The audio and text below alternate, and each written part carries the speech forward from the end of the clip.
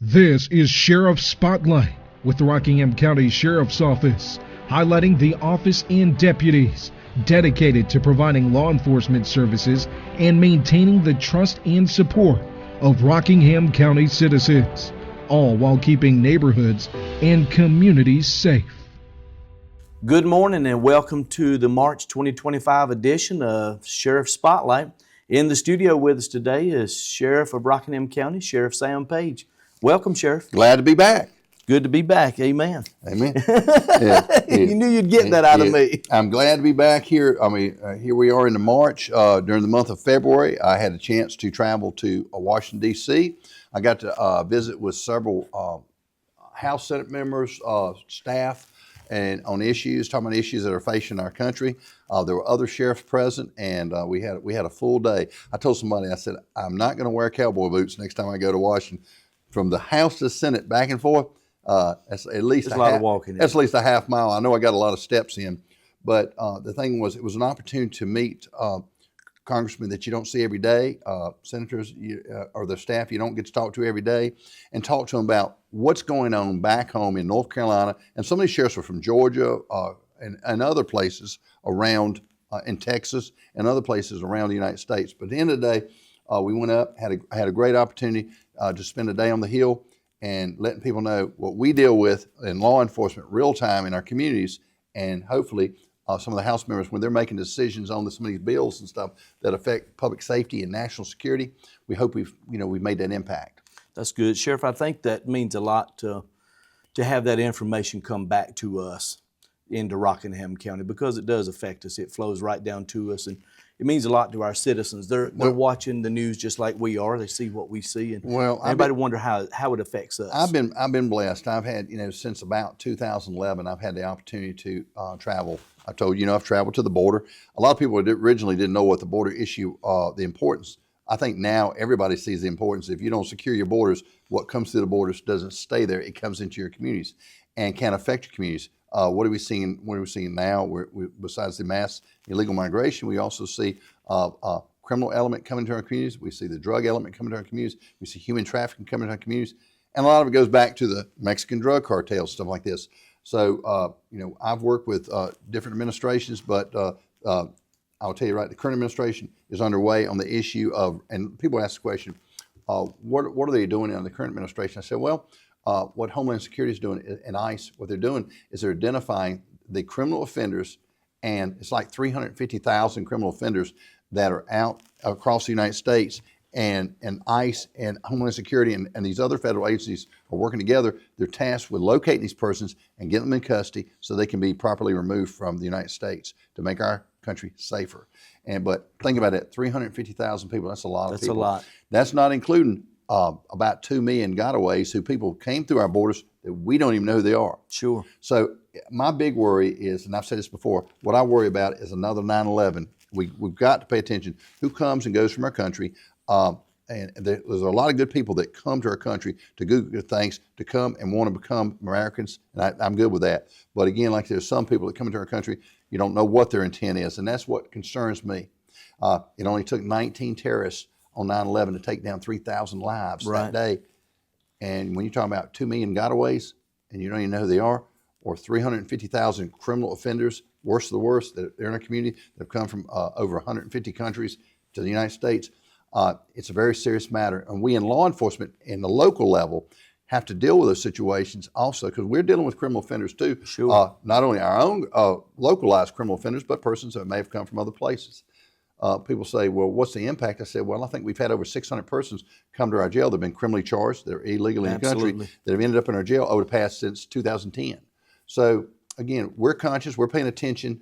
I just wanted to make sure when I first made my first border trip, I wanted to make sure that the sheriffs across North Carolina knew what was coming their way, and also our citizens knew what was coming their way.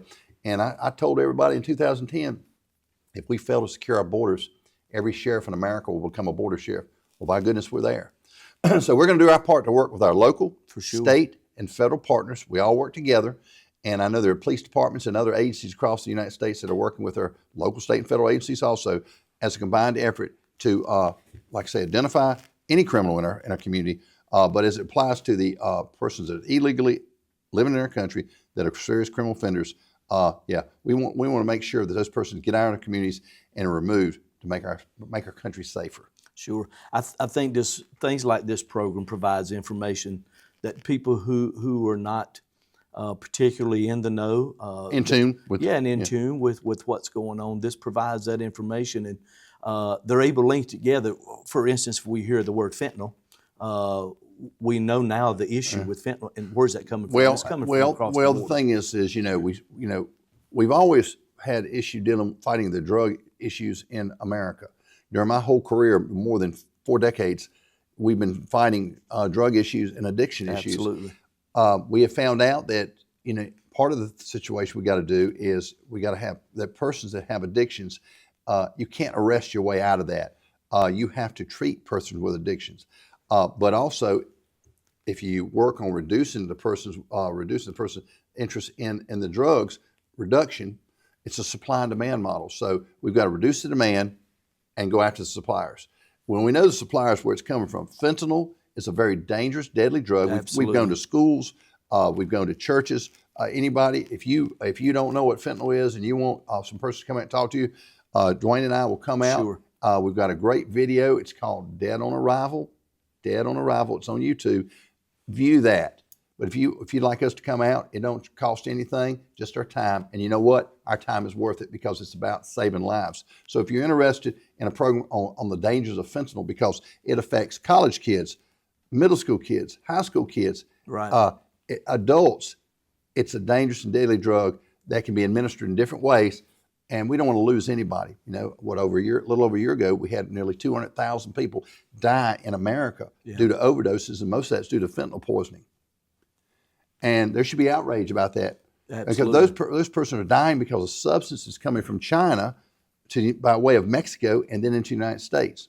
The other thing is the Mexican drug cartel. They've been declared a terrorist organization by the President Trump. And those persons are now on the radar screen, which is good. But there are a lot of cartels. The Sinaloa cartel, I think, is one of your larger groups. But you also, we've had, within the past 4 years, we've had organizations from Jalisco New Generation cartel that were part of Sinaloa cartel or Chapo Guzman's group arrested up in Axton, Virginia. So I'm saying is, those persons are here. They're here. But we, working with our federal, state, and local partners, are going to do our part to identify those persons and get them out of our communities that are causing harm to our citizens, our young people, our older people. So, addiction can affect any age group. But in this day and time, with the drug fentanyl, it's so dangerous and deadly that if a person thought about experimenting with a drug, it may be your one and done issue because it may be your last experimentation the first time. And I've talked with people from the Fentanyl Victims Network. This is family members who've lost a family member, a loved one. I've talked with them down in Raleigh. Rallies down in Raleigh talked about the dangers. I've gone to Washington, D.C. last June. We met at the monument, and there was probably 300 or 400 families there. And they had representatives from local, state, federal authorities. Mine was up there. It was a sheriff, a buddy of mine from Terrell County, Texas. He was speaking. And we talked about the dangers. They had photos of family members who have died due to fentanyl poisoning. And they had it, and it was like 100 yards, 150 yards long with just multiple pictures of family members. I mean, it was just, it's horrible to see how many people have lost their lives due to this drug. For sure. But going back to it, I think with the opioid epidemic, I think I know where it came from. The pharmaceutical companies, a lot of persons were being overprescribed, apparently overprescribed. We've always tried to encourage, back in the day, the doctors to participate in the prescription medication database. It was voluntary, but I think it was a good program. For sure. The SBI has always had drug diversion units and stuff like that. But as we transitioned and started tightening up on the opioids, then you started seeing like heroin. The cost on the opioids, it was cheaper to go to heroin, and then the cartel figured out, hey, we can add a little bit of fentanyl and really boost it, the addiction on it. And but the problem was the fentanyl epidemic has taken so many lives. So every life is precious. And I've heard this conversation. People say, well, Sheriff, naloxone or Narcan, You know what Narcan is. That for sure. Every one of our deputies have it. A lot of our firefighters have it. Our detention officers have it. But Narcan is designed to reverse the effects of opioids. So if you take an opioid drug and you're going out and it's suppressing your system, the Narcan will, if we get to them in time, can save a life. If you have a family member that has an addiction and you're worried about them, there's a standing prescription in North Carolina where you can go to most pharmacies and pick up some Narcan, stuff like that. But all of our deputies are equipped with it across the board because it will save lives. But I've heard this conversation says, well, why are you Narcaning this person today or in a week from today and whatever? I said, let me tell you something. That's a human being. That's someone's loved one. And every time, if we get a call, we're going to come, and our job is to protect, serve, and save lives. And we'll go as many times as it takes to save that person's life, and hopefully, eventually, working with now we have what's called our community health partners, where they actually go out, our port teams from the county, post-overdose response teams, they go out, and they go to persons that had these overdose calls, and they try to connect them up with public health. There are other harm reduction processes in Rockingham County. I commend, and I talk to the county manager periodically about this, but I commend our leadership in working together to try to bring these programs to reduce the chance of losing anybody in our county and try to connect people to medical services. So, if you have an addiction issue, we have Daymart, we have the behavioral health unit, HBOC, over here at Daymart, at the county home building. If you need help, there's help out here. Unfortunately, sometimes people don't have the family support, the mechanisms to get them. Which is a lot of times. Sometimes we get calls and we end up doing emergency commitments and trying to get people the help. But what we see, just like in our jail side, we have people coming into our facility that have addictions, mental health issues, medical issues, or all three. And we try to deal with that situation. We've got psychological support in our jail. We've got 24/7 medical coverage in our jail. We're running a facility to help protect lives while they're in our jails. But at the end of the day, what I want to see is a reduction in the addiction in our community and in our country. And, we've got to try to cut off the flow, and we also got to treat the person with addiction. Now, I'll tell you this. So people say, well, how do you cut off the flow? I said, well, it's like this. You ever seen a garden hose spigot? We can do one of two things. We can fight it on the spray end and chase every droplet, or we can cut it off with the flow. We know where it's coming from. Right. This administration knows it's coming from the Mexican drug cartel. We need the support of the Mexican government working with us to dismantle the Mexican drug cartels, which for years have controlled the border, maybe control some of the government, and you don't know how far that reaches. But if we can dismantle these cartel organizations and stuff like this that are bringing these drugs here, and also when they're not bringing drugs, you know what else they're doing? They're bringing people. It's called human trafficking. I met with a group about a month or so ago, a dinner, and it was Lost Sheep, about people that have been trafficked in different parts of the country. Right. But you know what? Look at Davidson County, look at some other counties, and could be even right here in Rockingham County, persons that have been trafficked. And these people they're able to be used over and over and over. Yeah, a drug sale is a one-time deal. But the use of people can be over and over again, and it's horrible. But I think that the awareness is better. That's why we're doing our show. I think the awareness is better. People better understand about human trafficking. Our officers we're trying to educate them about signs to look for. But there are a lot of issues we deal with in law enforcement. It's just not just going out and arresting the bad guys. Our work is about protecting and saving lives and helping people. Sure. We help more people than we lock up. Absolutely. We have a jail facility that holds 232? I believe so. Yeah, 232 inmates. Yeah. Well, you can't lock everybody up, but what you do, you want to lock the worst of the worst. Right. That's right. But there are people that need help, and we in law enforcement have got to be trained and working with our county partners, our city partners, and our state partners. We got to work together to try to help these people. Well, Sheriff, we're here to make a difference. Well, that's it. You see it. You see it on police cars, making a difference. Right. We want to help make a difference in our community, and we want to make sure that and I'm going to get into hiring in just a little bit. I want to make sure we hire the best of the best to come to work for the citizens of Rockingham County. And I noticed down here, you have a little note that says Sheriff's Office is now hiring. You want to talk about that a little bit? Sure. Of course, and we've had some good candidates come to us recently. We're seeing a little upturn and an interest come back into law enforcement, and some good candidates have come to us, and they're doing an outstanding job. Many of those have already completed their field training period, and they're on their own working now, doing a great job. We got some that are getting ready to go to rookie school. Hopefully in June we'll have some more going through. We're seeing more and more people getting interested in law enforcement again. Do you remember when you first were touched with the law enforcement bug? Do you remember? Yeah. Can you tell me when you first were touched by the bug, how old you were? For me, it was early, probably prior to my teenage years. I just so happened to be in an area where Sheriff Bobby Vernon was. Our former sheriff. Yeah, former sheriff of Rockingham County. And there was something about him. I seen him in the public a lot, such as Tall old yourself. fella. Yeah, Tall he fella. Yes, he was sir. a very, very big man. And the way he carried himself, it just kind of spoke to me at an early age. And then I started finding out I knew people. Ronnie Harris, my stepdad. I worked with Ronnie. He and my dad were really good friends, and at that time, those guys, Rick Hopper, they were in the detective division here at the sheriff's office. So that kind of influenced you to Yes, look at it? It did. These were people that I really looked up to, and this is the job they were doing, and they were very successful at what they'd done, and so it wasn't hard for me to come down this path. Now, Dwayne, you're a little bit younger than me, but I know you probably have watched this show, but did Mayberry, did Andy Griffin have any influence on you?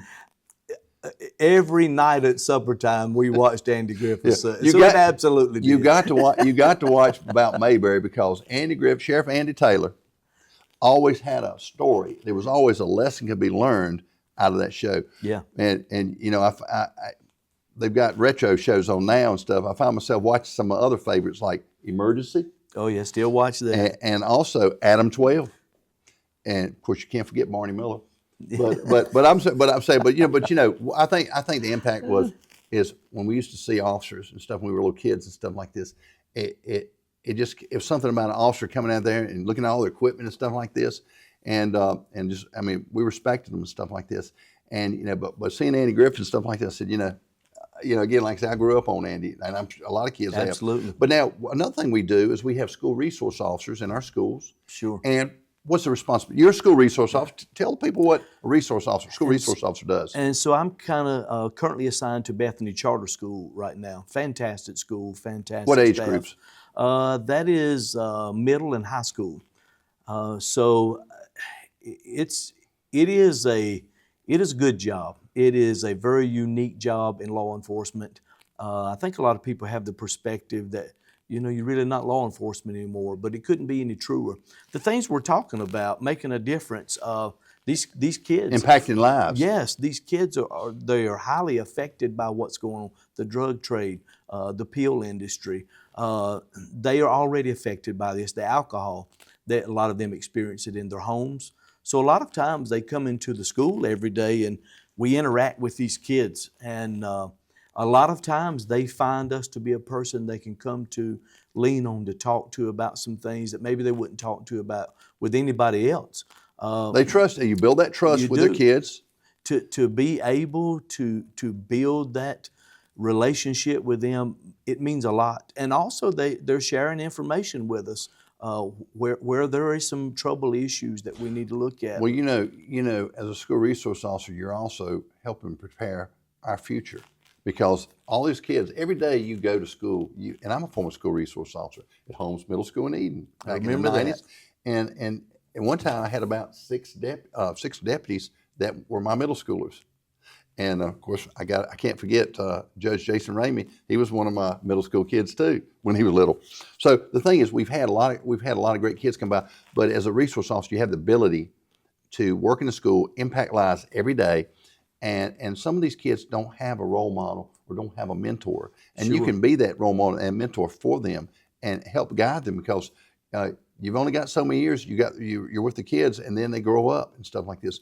And I'm hoping with our work we'll be seeing a few more kids come into law enforcement work. Sure. I visit a lot of the elementary schools. Yeah. And the only thing I can't get used to at elementary school is when I have lunch with the kids, them little bitty seats. When you're 6'5" and trying to get in them little bitty seats, it's tough sometimes. Sheriff, they kind of work for me, but I can see how they wouldn't work. Well, for when you you wear a cowboy hat at Williamsburg, you know what they call me? Sheriff Woody. yeah. They said, "Are you Sheriff Woody?" I said, "Yeah, I'm Sheriff Woody." But the thing is, I do love to visit our schools. But we're blessed. We have high schools, middle school kids, elementary school kids, charter schools, and so the thing is we're having great opportunities to work with our kids, our future. I want to go through a couple things. Sure. Ladies and gentlemen, career-wise, when we're kind of going into that, career-wise, if you're interested in coming to work for the Rockingham County Sheriff's Office, well, right here, we want to hire the best of the best. We do have state requirements, and then we have some local requirements with the Sheriff's Office. But if you're interested in a job as a deputy sheriff, I will tell people is that the first step is coming in the door, and we will route you to one of our recruiters. Our recruiters will have to do the intake process with the application stuff. Then they'll process those applications. And if you are considered based on you meet the qualifications, then what happens is you decide to go to work for us. Then when we hire you, we also send you to school. We pay your way when you're in school. So while you're going to school, you don't have to worry about anything but we're looking after your family. And when you come to school, paying attention to school and graduating and doing your best. And Sheriff, that's a huge benefit. It is. Because not only are they paid to go to school, but their benefits start the day they hired with us. That's right. Their sick leave, their vacation accrual, holiday pay, all of that begins to start their career with us. All right, and let me say this: the rookie schools it's a concentrated program. It's 6 months. I don't have the exact hours, but it's 6 months of training, full-time school, Monday through Friday, and some Saturdays. But the point about it is, when you finish, you'll be certified, and you take your final exam. You'll be certified to work in the law enforcement agencies. We have people working in the Highway Patrol. We have people going to work for different police agencies. But if we hire you and send you to school, you'll be coming to work for us. Now, also, that's 6 months of training. Now, if you have an interest, and here's an interest a lot of people don't know about, is detention officers.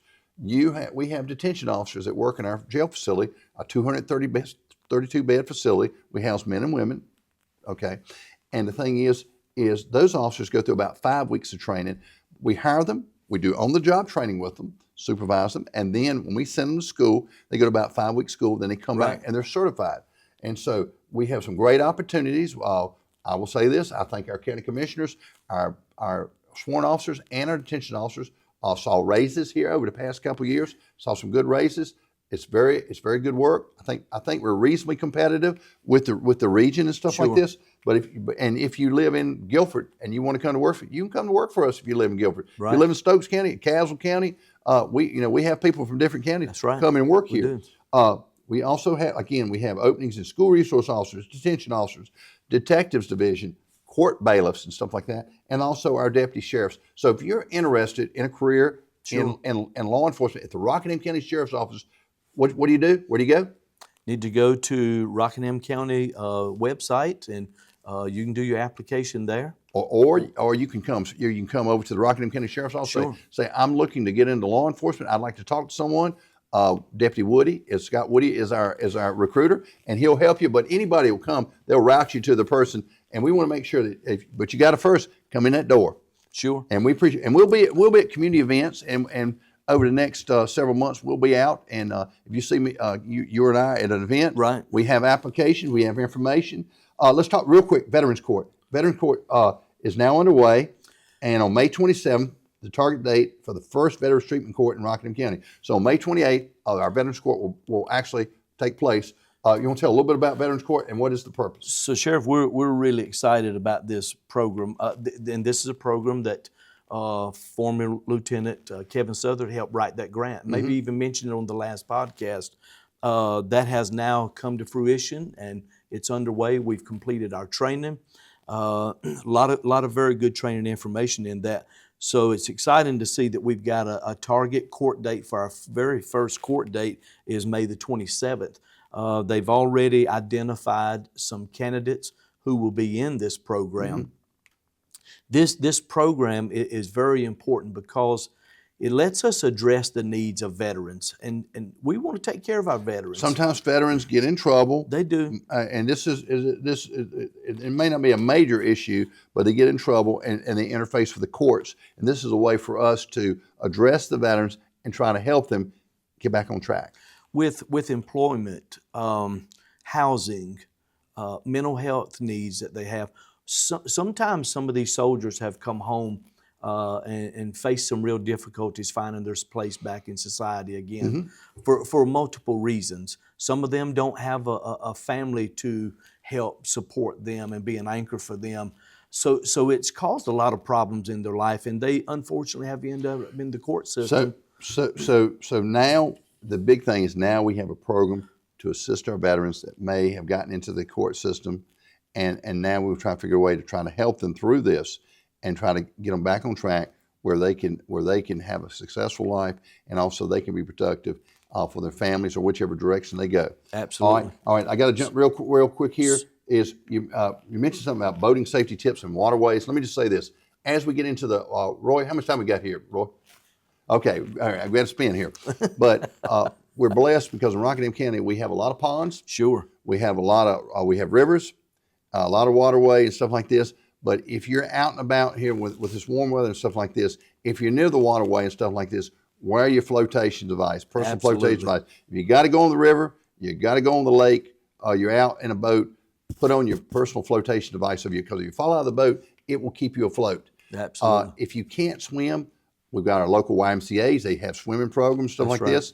I know that the YMCAs have been big on teaching people how to swim. It's really great. But if you don't know how to swim, check with your local YMCA. We've got a YMCA, Eden, Reesville, and also Madison area. So that's very important. If you go on the rivers and stuff like this, there's signage been put out there, and it's for your safety. Please make sure you're familiar. I believe also in Spanish. So, yeah, I believe it is. Sure. So if you're going to any of the entry points to the river, there should be some signage there to help you navigate and be safe when you're out there on the river. We just ask everybody to be safe.